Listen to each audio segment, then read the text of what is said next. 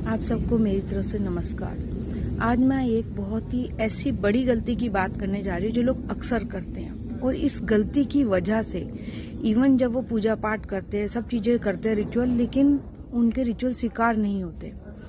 और ये खाली रिचुअल्स में ही नहीं है, ये आपका जो है एक मनी ब्लॉक बन जाता है, अबंडेंस ब्लॉक भी बन जाता है। ये साइंटिफिकली भी प्रूव्ड है। वो क्या गलती होती है, आपके घर में कोई रिचुअल है पूजा पाठ का, आप किसी ब्राह्मण को बुलाते हैं, या और आप क्या करते हैं कि उसके अगर उसने आपसे बोला ये सामान लेगा, ये लगेगा, ये पैसा खर्चा होगा, तो आप लोग उसको बुला भी लेंगे और पीठ पीछे उसको गालियां भी दे रहे हैं, उसको लालची कह रहे हैं। अगर आप किसी भी ब्राह्मण को लालची कहते हैं तो विष्णु भगवान नाराज होते हैं। ये तो वेदों में भी लिखा है, हिंदू धर्म में लिखा है। क्योंकि जो ब्राह्मण है ना, जिसको हम सोचते हैं कि भैया ये सिर्फ लेके चला गया, कभी सोचिएगा ये बैठ के, क्या आप उसकी जगह लेकर जाने की हिम्मत रखते हैं? क्या आप उसकी तरह सेम वैसे ही रहकर, जैसे वो आते हैं, बैठते हैं और अपने को जो है यज्ञ पवित्र वगैरह धारण करके पूजा पाठ करते हैं, आपके लिए मंत्र जाप करते हैं, क्या वो मंत्र एक ही दिन में उन्हें सब याद हो जाता है? आपको पता है क्या उसके बाद वो क्या क्या करते हैं? उन्हें कितने अनुष्ठान करने पड़ते हैं उस अन्न को पचाने के लिए। बहुत इजी है ये कह देना कि उसने जो हमें लूट लिया, ये वो चोर है। लेकिन उसके साथ आपने जो किया ना, आपने अपने, अभी पितृ का समय चल रहा है, पितरों का समय है, इसमें आपको श्राद्ध भी करेंगे, तो करिए तो मन से करिए। जो देना है मन से दीजिए, श्रद्धा से दीजिए। और अगर नहीं है देने की इच्छा तो फिर आपको उसको नहीं देना चाहिए, क्योंकि बिना श्रद्धा के दिया गया कोई भी दान, या दान देने के बाद या पहले उसके बारे में किया गया गंदा विचार, गलत बातें, गलत विचार किसी के भी कहने पे बहुत बुरा होता है। क्योंकि वही होता है जो हमारे जनरेशनल कर्स, जिसे कहते हैं ना, पीढ़ी दर पीढ़ी एक कर्स का कारण ही बन जाता है। तो पीढ़ी दर पीढ़ी जो कर्स का कारण है वो इसलिए बनता है क्योंकि हम लोगों के प्रभाव में आकर, दुनिया के प्रभाव में आकर उस कर्ज को ना खुद जनरेट कर रहे हैं। कितना एक ब्राह्मण ले जाएगा सोचिएगा।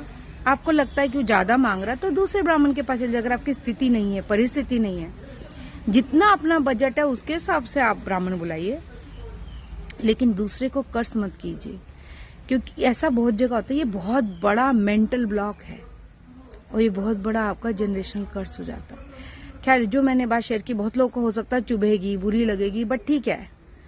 क्या है ना, कड़वी बात सबको बुरी लगती है, सच्चाई सबको बुरी लगती है, लेकिन नीम से ही लोग ठीक होते हैं ना। कड़वी जो दवाई होती हैं, जिसके अंदर सच्चाई का असर होता है, वही इंसान को आगे लाता है। हमारे जो अपने धर्म में अगर हम अपने ही लोगों को इंसल्ट करने लग जाएं, उनके ऊपर डाउट करें, हो सकता है उसमें से कुछ लोग होंगे जो ऐसे हो, लेकिन तो फिर मत बुलाइए। लेकिन जो दीजिए दिल से दीजिए, श्रद्धा से दीजिए, निस्वार्थ भाव से दीजिए। ओके। बहुत से लोग पूजा पाठ करके कहते हैं मैंने तो पूजा पाठ कर ली, मुझे तो कोई बेनिफिट ही नहीं हुआ। आपको किससे पता नहीं हुआ? आपको पता है पिछले जन्म के कौन कौन से कर्म करके आए हैं? अगर आपको पेंडिंग कर्म एनालिसिस करना है तो अपना पेंडिंग कर्म एनालिसिस कीजिए, नहीं तो आपकी इसी जन्म में देख लीजिए। अगर आप एक ऐसी जगह, आपका जो परिवार होता है जिसमें आप पैदा हुए होते हैं, वो परिवार ही क्लियरली दिखाता है कि हम पिछले जन्म के पुण्य कितने हमारे या पाप। बाकी इस जन्म के पुण्यों से, दान से, इस कलयुग में सिर्फ एक दान ही है। धर्म की 4 टांगों में से सिर्फ एक दान ही बचा है। और अगर दान को भी आप अपने खुद से, अपने हाथ से गाली देंगे देते वक्त, तो आपने अपने घर में खुद उस दान की महिमा खत्म कर दी और दान का जो है मान भी खत्म कर दिया और महत्वपूर्णता भी खत्म कर दी, उसका पुण्य भी खत्म हो गया। बात आपको अच्छी लगी है तो लाइक कीजिए, अच्छी ना लगे तो मुझे माफ कीजिए।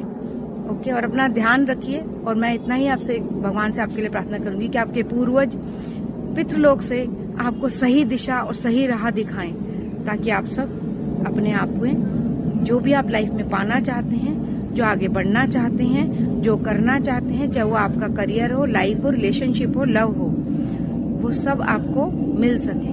क्योंकि पितरों की कृपा के बिना कोई प्रेम भी नहीं फलता, बच्चे भी नहीं होते, और होते हैं तो उनकी लाइफ तो हर तरीके से हमारे जो पितर है, क्योंकि उनका खून ही तो हम में है ना। सोच के देखिए, उन्होंने हमें सबसे बड़ी चीज क्या दी है? Jeans, genetics, अनुवांशिकता। अनुवांशिकता क्या होती है? हम उनके वंश हैं और उनका हर दुख, दर्द, तकलीफ के साथ साथ उनके गुण हमारे अंदर है। चाहकर भी हम जितना मर्जी डिनाई कर ले, हम उनकी उपस्थिति को नहीं कर सकते अपने से अलग, क्योंकि हम में ही उपस्थित हैं हमारे खुद के पूर्वज। तो अपने पूर्वज को अगर आप किसी ब्राह्मण पूजा के थ्रू प्रसन्न करना चाहें तो ये श्रद्धा से होना चाहिए। क्योंकि सोच के एक बार और सोचिएगा कि जब हम होटल में जाते हैं ना खाने के लिए, क्या खाते, जो भी हम आजकल कहीं पे भी आप ढंग की जगह पे जाएंगे, एक पिज्जा भी तो है 1000 रुपए का होके खत्म हो जाता है, और सुबह क्या होता है, वो रहता है क्या आपके पेट में, और उसकी क्या वैल्यू होती है, न्यूट्रिशनल वैल्यू। और वेदों में जो लिखा है ये पूजा पाठ होना चाहिए, इसका कोई वजह तो होगी, कुछ तो वजह होगी।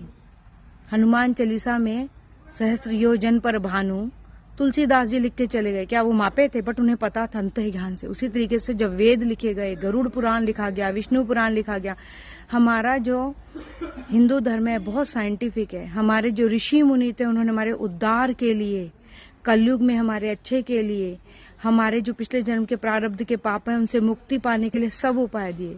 और उनमें सबसे इम्पोर्टेंट हमेशा होता है दान। और पितरों को जो दान पहुंचता है सिर्फ ब्राह्मण के थ्रू ही पहुंचता है।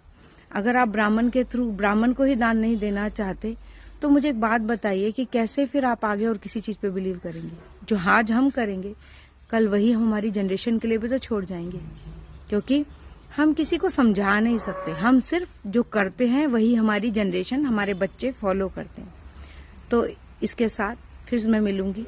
पितृपक्ष में होने वाली किसी भी गलती को सावधान रहिए। सबसे बड़ी गलती, दान देकर अपमान मत कीजिए। दान दीजिए, निस्वार्थ दीजिए, मन से दीजिए, खुशी से दीजिए, और अपने आप को कृपालु मानिए, कृपा का पात्र मानिए कि आज आपके पास इतना है कि आप दे सकते हैं। क्योंकि देने वाला बड़ा होता है और मांगने वाला हमेशा ही मांगता है। तो हमेशा अगर आप मैनिफेस्ट भी करना चाहते हैं ना अबंडेंस प्रोस्पेरिटी, तो देने वाले बनिए। ओके, अपने बजट से दीजिए अगर आपको लगता है, लेकिन बजट अगर आपका 100 रुपए का है और आप सोचें कि मैं उसमें से भी 50 का ही दूं और बाकी का मैं रख लूं, तो ये कौन सी मानसिकता है? किसे कहेंगे? अबंडेंस की मानसिकता है, से संपन्नता की मानसिकता है, या गरीबी की? सोच के देखिएगा। क्या आपको पता है कि जो आज आप कर रहे हैं कल वो आपके साथ रहेगा? आज आप जिसके लिए जोड़ रहे हैं कल वो बचा रहेगा? नहीं ना। तो आज में जिए, और जो भी करें, जब 5 रुपए दें किसी को, लेकिन अपने दिल की खुशी से दें, धन्यवाद से दें। इसलिए नहीं कि हम दे रहे हैं, इसलिए कि उसने हमें दी है ताकत कि हम किसी के लिए कर पा रहे उसका काम। ठीक है जी, टेक केयर, स्टे ब्लेस्ड।